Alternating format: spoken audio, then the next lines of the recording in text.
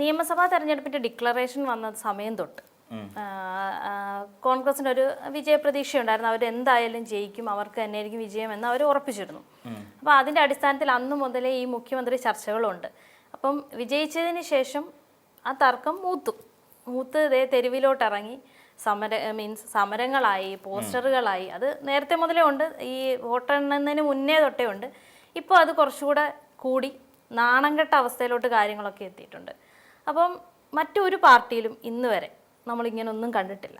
അതായത് ചിരിപ്പിക്കുകയാണ് ആൾക്കാരെ കൊണ്ട്, ഈ ശരിക്കും സ്വയം കോമാളികളാവുന്ന അവസ്ഥ.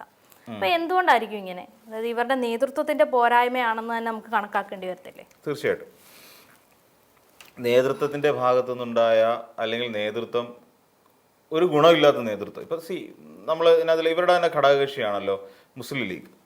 മുസ്ലിം ലീഗുമായി ബന്ധപ്പെട്ടുകൊണ്ട് ലീഗിനകത്ത് മന്ത്രിമാരത് തീരുമാനിച്ച് കഴിഞ്ഞു. ഇത്ര പേരെ ഞങ്ങൾ മന്ത്രിമാരാക്കുന്നു, വകുപ്പുകൾ അവർ തീരുമാനിക്കും, ആ വകുപ്പുകൾ അങ്ങോട്ട് അവതരിപ്പിക്കും. കാര്യം എല്ലാ കാലത്തും വ്യവസായ വകുപ്പും വിദ്യാഭ്യാസ വകുപ്പും മിക്കപ്പോഴും ലീഗിൻ്റെ കയ്യിൽ തന്നെയായിരുന്നു. അപ്പോൾ അത് അവർക്ക് വേണം. അപ്പം ആ നിലയിൽ ഒരു മന്ത്രിമാരുടെ ലിസ്റ്റ് കൊടുക്കും. അതിനൊരു എതിർ തർക്കമില്ല. എനിക്ക് എന്നെ മന്ത്രിയാക്കണം, അല്ലെങ്കിൽ ഞാൻ മന്ത്രിയായില്ലെങ്കിൽ ഞാൻ പാർട്ടി വിട്ടു പോകും. അങ്ങനെ ഒരു തരത്തിലും ഇപ്പം മുസ്ലിം ലീഗിനെ സംബന്ധിച്ച് നോക്കിക്കഴിഞ്ഞാൽ അവർ ഉയർത്തിക്കൊണ്ട് വരില്ല ഒരു നേതാവ്. എന്തുകൊണ്ടാണ്? പാണക്കാട് തങ്ങൾ പറയുന്നതിന് അപ്പുറത്തെ, സാദിഖ് അലി ശിഹാബ് തങ്ങൾ പറയുന്നതിന് അപ്പുറത്തേക്ക് ഒരു ലീഗ് പ്രവർത്തകൻ മൂവ് ചെയ്യത്തില്ല. അതാണ് ആ നേതൃത്വത്തിൻ്റെ ഗുണം. ഇനി ഇടതുപക്ഷത്തേക്ക് നോക്കൂ. ഇടതുപക്ഷത്ത് എന്താ ഗുണം? ഇനിയിപ്പോൾ അവർ പറഞ്ഞിട്ടുണ്ട്, ഇപ്പം കോൺഗ്രസ് ഏറ്റവും കൂടുതൽ പറഞ്ഞ് ഇടതുപക്ഷക്കാർ ഇതുവരെ പ്രതിപക്ഷ നേതാവിനെ കണ്ടെത്തിയില്ല. ഇപ്പോൾ ഒരു മുഖ്യമന്ത്രിയെ കണ്ടെത്തി. മുഖ്യമന്ത്രിയല്ലേ വേണ്ടത്? ആദ്യം വേണ്ടത് ഒരു മുഖ്യമന്ത്രിയാണ്. കാര്യം മുഖ്യമന്ത്രി വന്നതിന് ശേഷം മാത്രമേ കേരളത്തിൽ ഭരണനിർവഹണം എന്ന് പറയുന്നൊരു കാര്യത്തിലേക്ക് പോവുള്ളൂ. മുഖ്യമന്ത്രിമാർ, മന്ത്രിമാർ, ഇതൊക്കെ കഴിഞ്ഞിട്ട് അതിനെല്ലാം ശേഷം പ്രതിപക്ഷത്തെ തിരഞ്ഞെടുത്താൽ മതി. ഇപ്പം തന്നെ 3 പേര് ലിസ്റ്റിലുണ്ട്. പിണറായി വിജയൻ വേണോ, ഇനിയല്ല KN ബാലഗോപാൽ വേണോ, ഇനിയല്ല സജി ചെറിയാൻ വേണോ. ഇത് 3 പേരുടെയും പേരുകൾ ഇപ്പം ഓൾറെഡി ലിസ്റ്റിലുണ്ട്. ഇതിലേതെങ്കിലും ഒരെണ്ണത്തിന് പടയം നമ്മളുടെ തിരഞ്ഞെടുക്കുന്നു. അതിൽ പ്രതിപക്ഷ നേതാവായിരുന്നു, ഒരു CPI എന്ന ഒരാളെ ഉപപ്രതിപക്ഷ നേതാവ് എന്നുള്ള നിലയിലേക്ക് മാറ്റുകയും ചെയ്യുന്നു. ഇത് സ്വാഭാവികമായും സംഭവിക്കുന്നൊരു കാര്യമാണ്. അത് എന്തുകൊണ്ടാണെന്ന് ചോദിച്ചാൽ അവിടെ ഒരു നേതൃത്വമുണ്ട്. ഇപ്പം ബിനോയ് വിശ്വത്തിൻ്റെ നേതൃത്വം, ഇപ്പം ഗോവിന്ദൻ മാഷിൻ്റെ ഒരു നേതൃത്വമുണ്ട്. അപ്പം ഇങ്ങനെ പറയുന്ന നേതൃത്വത്തിന് ഒരു വലിയ പങ്ക് വഹിക്കാനുണ്ട്. ഏതൊരു പാർട്ടിയുടെയും മുന്നോട്ടുള്ള കൃത്യമായ മൂവ്മെൻറ്റിന് ഹെൽപ്പ് ചെയ്യുന്നത് ഈ പറയുന്ന നേതൃത്വം തന്നെയാണ്. ഇപ്പം ഞാൻ ലീഗിനെ പറഞ്ഞു, ഇവിടെ പറഞ്ഞു, RSPക്കും ഉണ്ട്.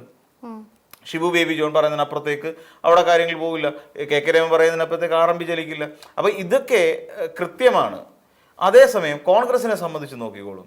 കോൺഗ്രസ്സിൽ ഈ വാളെടുത്തവനെല്ലാം വെളിച്ചപ്പാടെന്ന് പറയുന്നൊരവസ്ഥയാണ്. എല്ലാവർക്കും നേതാക്കന്മാരെ, എല്ലാവർക്കും അധികാരമാണ്, എല്ലാവർക്കും കാര്യങ്ങൾ സാധിക്കണം. അതേസമയം ഞാൻ സിംപിളി ചോദിക്കുകയാണ്, ഇപ്പം കേരള KPCC നേതാവ് ആൾക്കാരെ വിളിച്ചു കൂട്ടിയിട്ട് പറയുകയാണ്, അതിനുള്ള വീറ്റോ പവറുള്ള ഒരു KPCC നേതാവാണെങ്കിൽ, തൻ്റെ ഇടമുള്ള, ചങ്കൂറ്റമുള്ള, നട്ടലിനുറപ്പുള്ള ഒരു KPCC അധ്യക്ഷൻ വന്നിട്ട് പറയുകയാണ്, ഇതാ ഇന്ന ആൾ മുഖ്യമന്ത്രി. നിങ്ങളൊക്കെ എന്ത് പറയും? MLA മാർ എന്ത് പറയുന്നു? ഇത് ഇല്ല, MLA മാർ ഭൂരിപക്ഷം നോക്കി ഇന്ന ആളായിക്കോട്ടെ. ഇത് അവിടെ നിന്നും പോയി. അപ്പം അങ്ങനെ ചോദിക്കാനും ആ നേതാവിനെ, ഞാൻ അല്ലെങ്കിൽ KPCC ഇന്ന ആളെ ഞാൻ മുഖ്യമന്ത്രി സ്ഥാനത്തേക്ക് നിർണ്ണയിക്കുന്നു, VD സതീശനെ ഞാൻ പറയുന്നു, ആ VD സതീശനെ മുഖ്യമന്ത്രിയായിട്ട് ഞാൻ നിർദ്ദേശിക്കുന്നു, എതിർപ്പുള്ളവർക്ക് കൈവക്കാം, അല്ലെങ്കിൽ എതിർപ്പുള്ളവർ അറിയിക്കണം, പിന്തുണയ്ക്കുന്നവരും അറിയിക്കണം. സംഭവം കഴിഞ്ഞില്ലേ? അല്ലെ VD രമേശ് ചെന്നിത്തലയെ, KC വേണുഗോപാലിനെ, ഇതിവിടെ കഴിയും. എന്നാൽ ഇത് അങ്ങനെയല്ല. എല്ലാവരും VD സതീശൻ തുടക്കം മുതൽ തന്നെ ഞാൻ മുഖ്യമന്ത്രിയാണ് എന്നൊരു പ്രതീതി ഉണ്ടാക്കി വെച്ചു. രമേശ് ചെന്നിത്തലയും ഞാൻ മുഖ്യമന്ത്രിയാകുന്നൊരു പ്രതീതി ഉണ്ടാക്കി വെച്ചു. എന്നിട്ട് KC വേണുഗോപാലും ഞാൻ മുഖ്യമന്ത്രിയാകുന്ന പ്രതീതി ഉണ്ടാക്കി വെച്ചു. എന്നിട്ട് ഇതുമായി ബന്ധപ്പെട്ടുകൊണ്ട് ഇവർ കുറെ MLA മാരെ തടുത്തുകൂട്ടി, അവരും MLA മാരെ തടുത്തുകൂട്ടി. ഏറ്റവും അവസാനം വന്നപ്പോൾ KC കൂടുതൽ MLA മാര്. അപ്പൊ MLA മാരുടെ പിന്തുണ വേണമല്ലോ. ഈ MLA മാരുടെ പിന്തുണ, ഈ MLA മാരെല്ലാം KPCCയിലുള്ളവർ തന്നെയല്ലേ? എല്ലാം കോൺഗ്രസ്സുകാർ തന്നെയല്ലേ? ബാക്കിയെല്ലാം ഘടകകക്ഷിയിൽ പോകുന്നുള്ളൂ. എല്ലാവർക്കും ഈ ഹൈക്കമാൻഡ് എന്ന് പറയുന്ന ഒന്നിൽ വിശ്വസിക്കുന്നവരൊക്കെ തന്നെയല്ലേ ബാക്കിയുള്ളവരല്ല. എന്തുകൊണ്ടാണ് ഹൈക്കമാൻഡിന് പോലും ഇവരെ നിലനിർത്താൻ പറ്റാതെ പോകുന്നത്? ഇപ്പം മല്ലികാർജ്ജുൻ ഖാർഗെയുണ്ട്, രാഹുൽ ഗാന്ധിയുണ്ട്, പ്രിയങ്ക ഗാന്ധിയുണ്ട്, സോണിയാഗാന്ധിയുണ്ട്. ഈ 4 പേരടങ്ങുന്ന ഒരു സംഘം അവിടെയുണ്ട്. ഹൈക്കമാൻഡ് എന്നാണ് വിളിപ്പേര്. ഇവർക്കെന്താ പറയാൻ പറ്റില്ലേ? KC അങ്ങോട്ട് മാറി നിന്നേ എന്ന് പറയാൻ എന്തുകൊണ്ടാണ് കഴിയാതെ പോകുന്നത്? രാഹുൽ ഗാന്ധിക്ക് പറഞ്ഞില്ല KC വേണുഗോപാൽ മാറി നിൽക്കുക, കാരണം VD സതീശൻ അവിടെ കിടന്ന് പണിയെടുത്തതാണ്. ആ വി ഡി സതീശനെ മുഖ്യമന്ത്രിയായിട്ട് ഞാൻ പ്രഖ്യാപിച്ചാൽ കെ സിക്ക് എന്തെങ്കിലും എതിർപ്പുണ്ടെങ്കിൽ കാര്യകാരണ സഹിതം ഇപ്പൊ പറയണം. എന്തുകൊണ്ടാണ് അങ്ങനെ ഒരു തീരുമാനം എടുക്കാൻ പറ്റാത്തത്? കെ സി ഇപ്പൊ നിലവിൽ എം എൽ എ അല്ലല്ലോ, എം എൽ എ അല്ലാത്ത സ്ഥിതിക്ക് എന്തിനാണ് കെ സി ഇതിനകത്ത് ആവശ്യമില്ല കടന്നിടപെടുന്നത്? ചോദിക്കാൻ എന്തുകൊണ്ട് കഴിയുന്നില്ല? എന്തുകൊണ്ട് ഈ പറയുന്ന മല്ലികാർജുൻ ഖാർഗെക്കോ രാഹുൽ ഗാന്ധിക്കോ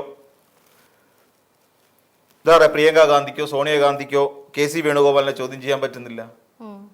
ഇതാണ് നേതൃത്വത്തിന്റെ കുഴപ്പം എന്ന് പറഞ്ഞാൽ. അപ്പം നേതൃത്വം നല്ലതാണെങ്കിൽ മാത്രമേ ഇവർക്ക് എന്തായിരിക്കും ഈ പറയുന്ന കെ സിയോട് ഇത്ര പേടി? കെ സിയോട് പേടിയുള്ളതെന്ന് വെച്ചാൽ കെ സിയെ സംബന്ധിച്ചിടത്തോളം കെ സി ഒരു ദേശീയ നേതാവ് എന്നുള്ള നിലയിലാണ് അറിയപ്പെടുന്നത്. കെ സി ആണ് ദേശീയ നേതൃത്വത്തെ ചിന്തിപ്പിക്കുകയും പ്രവർത്തിപ്പിക്കുകയും ചെയ്യുന്ന ഒരു ഏജന്റ്. ഇപ്പൊ നമുക്കറിയാം കെ സി കർണാടക തെരഞ്ഞെടുപ്പുമായി ബന്ധപ്പെട്ടുകൊണ്ട് കെ സി ചില തന്ത്രങ്ങൾ പയറ്റിയിട്ടുണ്ടായിരുന്നു. ഇതിനു മുമ്പ് BJP-യുടെ കയ്യിൽ നിന്ന് അധികാരം പിടിച്ചെടുക്കുന്ന സമയത്ത് MLA-മാരെ ചാക്കിട്ട് പിടിക്കാൻ ചാക്ക് കണക്കിന് പണവുമായിട്ട് 100-200 കോടി രൂപയായിട്ട് MLA-മാരുടെ പിന്നാലെ വന്നപ്പോൾ കെ സി വേണുഗോപാൽ ചെയ്ത് എന്താണെന്ന് വെച്ചാൽ ഈ കോൺഗ്രസ് MLA-മാരെ എല്ലാം കൂടെ ഒരു ടൂറിസ്റ്റ് ബസ്സിനകത്ത് കയറ്റി ആരും കാണാതെ റിസോർട്ടിൽ കൊണ്ട് താമസിപ്പിച്ചു. റിസോർട്ട് രാഷ്ട്രീയം എന്ന് പറയും. എന്നിട്ട് മന്ത്രിസഭാ രൂപീകരണത്തിന് ശേഷമാണ് പിന്നീട് ആരും പിൻവലിയത്തില്ല എന്ന് മനസ്സിലാക്കിയതിനു ശേഷം എല്ലാവരും തിരികെ കൊണ്ടുവന്ന് എല്ലാ കാലു മാറും. അപ്പം ഇങ്ങനെയൊക്കെ എന്തോ വലിയ തന്ത്രജ്ഞനാണ് കെ സി വേണുഗോപാൽ എന്ന് പറയുന്ന ഒരു നിലയിലേക്ക് കെ സിയെ കൊണ്ടുവന്ന് കേന്ദ്ര നേതൃത്വം കൊണ്ടുവച്ചു. അപ്പം ഇവിടെയുള്ള ആൾക്കാരും ചിന്തിക്കുന്നത് എന്താണ്? കെ സി വേണുഗോപാൽ എന്തെങ്കിലും പറഞ്ഞു കഴിഞ്ഞാൽ അല്ലെങ്കിൽ കെ സി വേണുഗോപാൽ ചെയ്തു കഴിഞ്ഞാൽ കാര്യങ്ങൾ നടക്കും. കാര്യം കേന്ദ്ര നേതൃത്വമാണ്. ആ കേന്ദ്ര നേതൃത്വം എന്ത് തീരുമാനിച്ചാലും താഴേക്കിടയിലൊക്കെ അംഗീകരിച്ചേ പറ്റൂ. അതുകൊണ്ട് കെ സി ആയിരിക്കും എപ്പോഴും മുൻപിൽ. ഇപ്പം വേണമെന്നുണ്ടെങ്കിൽ ഞാൻ നേരത്തെ കഴിഞ്ഞ ദിവസം പറഞ്ഞില്ലേ, തെരഞ്ഞെടുപ്പ് ഉണ്ടാകുമ്പോൾ സീറ്റ് വേണമെങ്കിൽ, രാജ്യസഭ MP സ്ഥാനം വേണമെങ്കിൽ, അങ്ങനെ തുടങ്ങി പല കാര്യങ്ങൾക്കും കെ സി വേണുഗോപാലിനെ ആവശ്യം വരും ഇവർക്ക്. അപ്പൊ അതുകൊണ്ട് കെ സിയെ പിണക്കാൻ പറ്റത്തില്ല. വി ഡി സതീശനെ കേരളത്തിൽ കൊണ്ടുവരുന്നതിനോട് എതിർപ്പ് എന്താ എല്ലാവർക്കും ഉള്ളതെന്നറിയോ? വി ഡി സതീശൻ വരുന്നതിനോട് അങ്ങനെ ഒരു കാരണമുണ്ട്. വി ഡി സതീശൻ എന്ന് പറഞ്ഞാൽ കുറച്ച് സ്റ്റിഫാണ്. എന്ന് വെച്ചാൽ വി ഡി സതീശൻ ഒരു കാര്യം പറഞ്ഞാൽ അത് അങ്ങനെയാണ്, അതിനപ്പുറത്തേക്ക് മറ്റൊരു വാക്ക് പറയാൻ പറ്റില്ല. അപ്പൊ വി ഡി സതീശൻ അത്രയ്ക്ക് റിജിഡ് ആയിട്ടുള്ള ഒരാളാണ്. പെട്ടെന്ന് നിലപാടെടുത്തോളെ. ഇപ്പം രാഹുൽ മാങ്കൂട്ടം പെണ്ണ് പിടിച്ച കേസ്, അതിൽ രാഹുൽ മാങ്കൂട്ടത്തിനെതിരെ വളരെ പെട്ടെന്ന് ഒരു നടപടി ഉണ്ടായത്. അതിൽ മുൻപിന്നെ നോക്കാതെ കൃത്യമായ ഒരു നിലപാട്, ഒരു നടപടി എടുത്തിട്ട് അതങ്ങ് നടപ്പിലാക്കുക ചെയ്യുന്നത്. ഇത് പിന്നെ വി ഡി സതീശനെ സംബന്ധിച്ചിടത്തോളം വലിയ പ്രശ്നമാണ്. അതായത് സതീശനെ മറ്റുള്ളവർ പിന്തുണയ്ക്കാതിരിക്കാനുള്ള കാരണം ഇതാ. എപ്പോഴാണ് എന്താണ് ഈ നടപടി ഉണ്ടാകുക എന്നുള്ളത് പറയാൻ പറ്റില്ല. അപ്പോൾ അതുകൊണ്ട് വി ഡി സതീശൻ അങ്ങോട്ട് വന്നു കഴിഞ്ഞാൽ കാര്യങ്ങൾ കുറച്ചുകൂടെ ഈ അഴവഴമ്പം മട്ടിൽ പോകും എന്ന് ചിന്തിക്കുന്ന കോൺഗ്രസ് ഉണ്ടല്ലോ, അതിനെ തള്ളിക്കളഞ്ഞിട്ട് എല്ലാം വളരെ വ്യവസ്ഥാപിതമായി മുന്നോട്ട് പോകാനുള്ള ഒരു ചാൻസ് ഈ വി ഡി സതീശൻ മുഖ്യമന്ത്രി സ്ഥാനത്തേക്ക് എത്തുമ്പോൾ ഉണ്ടാവും. ദാറ്റ് മീൻസ് പിണറായി വിജയനിലേക്ക് എത്തില്ലെങ്കിലും പിണറായി വിജയൻ ഇരിക്കുന്ന സമയത്തുണ്ടായ ഒരു സ്റ്റിഫ്നെസ്സും ഒരു ചടുലതയും ഉണ്ട്. അത് എപ്പോഴും ഉണ്ടാകും എന്നാണ് എല്ലാവരും കരുതുന്നത്. അത് വി ഡി സതീശന്റെ ക്യാരക്ടർ വെച്ചിട്ട് എല്ലാ കാര്യത്തിലും കൃത്യമായ ഒരു ഇടപെടൽ വി ഡി സതീശന്റെ ഭാഗത്തു നിന്നുണ്ടാകും എന്ന് കരുതി ഇവർ ബാക്കിയുള്ളവർക്ക് പേടിയാ. കോൺഗ്രസ് എന്ന് പറഞ്ഞാൽ എങ്ങനെയാ? കോൺഗ്രസിന്റെ പൊതു രീതി എന്ന് പറഞ്ഞാൽ ഇങ്ങനെയൊക്കെ അങ്ങ് പോയാൽ മതി എന്ന് പറയുന്ന ഒരു സംവിധാനമാണ് കോൺഗ്രസിന്റെ. അപ്പം സതീശൻ വന്നു കഴിഞ്ഞാൽ ഈ സംവിധാനത്തിന് മാറ്റം ഉണ്ടാകും. മാറ്റം ഉണ്ടായി കഴിയുമ്പോൾ സ്വാഭാവികമായിട്ടും പലർക്കും ഇഷ്ടപ്പെടാതെ വരും. പല MLA-മാർക്ക് V D Satheesan K C Venugopal അങ്ങനെ വലിയ കടുംപിടുത്തക്കാരനല്ല, രമേശ് ചെന്നിത്തല അല്ല. അപ്പൊ ഇവർ രണ്ടുപേരും വരുന്നതാണ് പലർക്കും താല്പര്യം. പലരുടെയും ഈ പറയുന്ന അഴിമതികൾ നടത്താം. പലർക്കും ഈ ഒന്നാമത്തെ കാര്യം കോൺഗ്രസ് ഭരിക്കുന്ന കാലഘട്ടങ്ങളിൽ എല്ലാ കാലത്തും ഇവിടെ കേരളത്തിൽ അഴിമതി ഉണ്ടായിട്ടുണ്ട്. അഴിമതി ഇല്ലാതെ ഒരു കാലഘട്ടവും കടന്നുപോയിട്ടില്ല കോൺഗ്രസിന്റെ ഭരണകാലം. അപ്പം ഇങ്ങനെ തുടങ്ങി നിരവധി കാര്യങ്ങളുണ്ട്. അപ്പം കെ സിയെ പിന്താങ്ങി നിന്ന് കഴിഞ്ഞാൽ പല കാര്യങ്ങളും സാധിച്ചെടുക്കാൻ പറ്റും. അപ്പോൾ പക്ഷെ കേന്ദ്ര നേതൃത്വത്തിന് കെ സിയോട് ഭയവാ.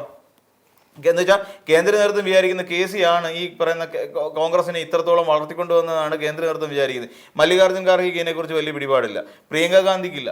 എന്താ വെച്ചാൽ രാഹുൽ ഗാന്ധിക്ക് ഒരു പ്രത്യേക മമതയുണ്ട്. അതായത് രാഹുൽ ഗാന്ധിയെയും പ്രിയങ്ക ഗാന്ധിയെയും MP ആവുന്നത് വയനാട്ടിൽ വന്നിട്ടാ. അപ്പൊ അത് കെ സിയുടെ തീരുമാനമാണ്. അവിടെ പ്രിയങ്ക ഗാന്ധി രാഹുൽ ഗാന്ധി പോയി കഴിഞ്ഞാൽ പ്രിയങ്ക ഗാന്ധി മത്സരിക്കണമെന്ന് അടക്കമുള്ള തീരുമാനം ഇയാളുടേതാണ്, കെ സിയുടേതാണ്. കെ സി ആ രീതിയിലേക്കാണ് കാര്യങ്ങൾ കൊണ്ടുവന്നത്. അപ്പം ഇതുവരെ MP ആകാതിരുന്നവർ MP ആകുന്നു. ഇത് ഒരു പൊതു രീതിയിൽ വരുമ്പോൾ കെ സി എന്തോ വലിയ സംഭവമായിട്ട് ദേശീയ രാഷ്ട്രീയം നിൽക്കുന്നു. നമുക്കറിയാം ഈ രാജ്യത്ത് പിന്നെ കോൺഗ്രസിന്റെ കയ്യിൽ നിന്ന് ഈ സംസ്ഥാനങ്ങളെല്ലാം വിട്ടുപോകാനുള്ള പ്രധാന കാരണക്കാരിൽ ഒരാൾ കെ സി വേണുഗോപാലാണ്. അപ്പൊ ആ കേസ് നിയന്ത്രിക്കാൻ പോലും ഹൈക്കമാൻഡ് എന്ന് പേരിട്ട് വിളിക്കുന്ന ഈ നേതൃത്വത്തിന് കഴിയുന്നില്ല. അത് പരാജയം തന്നെയാണ്. എല്ലാ കാലത്തും കോൺഗ്രസിന്റെ നേതൃത്വം അമ്പേ പരാജയപ്പെട്ടിരിക്കുന്നു എന്നുള്ളതാണ്. അത് കേരളത്തിലാണെങ്കിലും ശരി. ഒരാളിപ്പം കേരളത്തിൽ മാറ്റം കൊണ്ടുവരാൻ വേണ്ടി ശ്രമിച്ചവരാണ് കെ സുധാകരൻ. അപ്പം ഇവിടെ എന്ത് സംഭവിച്ചു? KS-നെ അവിടെ നിന്ന് ചവിട്ടിക്കൂട്ടി വിട്ടു. KS ഇവിടുന്ന് പോയി കുമ്പക്കുടിയിലേക്ക് പറഞ്ഞു വിട്ടു. അതുകൊണ്ട് KS-ന്റെ കഥ കഴിഞ്ഞു. ഇനി KS എന്ന് പറയുന്ന ഒരു രാഷ്ട്രീയ നേതാവ് കേരളത്തിൽ ഇനിയും വലിയ ഷോ ഇറക്കില്ല. അപ്പൊ അതോടുകൂടി ഒരു നട്ടലുള്ള നേതൃത്വം എന്നുള്ള നിലയിൽ KPCC വന്നെങ്കിലും അത് പോയി. ഇനി പിന്നെ മുരളീധരൻ ഇരിക്കുന്ന സമയത്ത് നല്ല സ്റ്റൈലായിട്ട് പോയിക്കൊണ്ടിരുന്നതാണ്, അവിടെയും നട്ടലുള്ള ഒരു നേതൃത്വം ഉണ്ടായിരുന്നു. ഇതിപ്പോ KPCC എന്ന് പറഞ്ഞ സർവർക്കും കയറി ചവിട്ടിയും കൂട്ടാനുള്ള ഒരു പ്രത്യേക പ്രദേശമായി മാറിക്കഴിഞ്ഞിരിക്കുന്നു, അല്ലെ പ്രത്യേക നേതൃത്വമായി മാറിക്കഴിഞ്ഞിരിക്കുന്നു. ഇതാണ് ശരിക്കുള്ള പ്രശ്നം. അപ്പം ഇവരെയൊക്കെ പറഞ്ഞ് നിലയ്ക്ക് നിർത്തിക്കൊണ്ട് ഇത് ഞങ്ങളുടെ തീരുമാനമാണ്, വി ഷുഡ് ഇംപ്ലിമെന്റ് ഇറ്റ് എന്ന് പറഞ്ഞു കഴിഞ്ഞാൽ അത് മനസ്സിലാക്കാനോ അതനുസരിക്കാനോ പാർട്ടിയിലെ ഒരു നേതാവും ഒരണിയും തയ്യാറല്ല. പാർട്ടിയെ വെല്ലുവിളിച്ചുകൊണ്ട് പോകുന്ന, പാർട്ടിക്ക് മേലെയാണ് ശരിക്കും ഈ കോൺഗ്രസിലെ നേതാക്കന്മാർ നിൽക്കുന്നത്, പാർട്ടിക്ക് അപ്പുറത്തേക്കാണ് നിൽക്കുന്നത്. മറ്റു പാർട്ടികളിൽ അങ്ങനല്ല, പാർട്ടിയാണ് വലുത്, അതിൽ നേതാക്കന്മാർ ചെറുതാണ്. ഈ ഒരു സിസ്റ്റം കോൺഗ്രസിലില്ല. അത് തന്നെയാണ് ഏറ്റവും വലിയ പ്രശ്നമായിട്ട് വരുന്നത്. അതുകൊണ്ടാണ് ഈ മുഖ്യമന്ത്രിയെ തെരഞ്ഞെടുക്കുന്നതിന് വേണ്ടി ഇത്രയും വലിയ ചർച്ച ഡൽഹിക്ക് വിളിപ്പിക്കുന്നു, സ്ഥാനാർത്ഥി നിർണയത്തിൽ പോലും പലരും ഡൽഹിക്ക് വിളിപ്പിക്കുന്നു, ചർച്ചകൾ നടക്കുന്നു. ഇത്രയും ചർച്ച? ഇപ്പം തെരഞ്ഞെടുപ്പ് കഴിഞ്ഞിട്ട് എത്ര നാളായി അല്ലെ? ഇലക്ഷന്റെ റിസൾട്ട് വന്നിട്ട് തന്നെ ഇപ്പൊ എത്ര ദിവസം കഴിഞ്ഞു? അപ്പൊ അത്രയും ദിവസം കഴിഞ്ഞിട്ട് ഇപ്പൊ 5 ദിവസം കഴിയുന്നു. 5 ദിവസം കഴിഞ്ഞിട്ട് അവർക്ക് നല്ലൊരു നേതാവിനെ മുഖ്യമന്ത്രി സ്ഥാനത്തേക്ക് നിർദ്ദേശിക്കാൻ കഴിയുന്നില്ല എന്ന് പറഞ്ഞാൽ അത് അവരുടെ സംഘടനാപരമായ ദൗർബല്യം എന്ന് എനിക്ക് പറയാൻ പറ്റുള്ളൂ.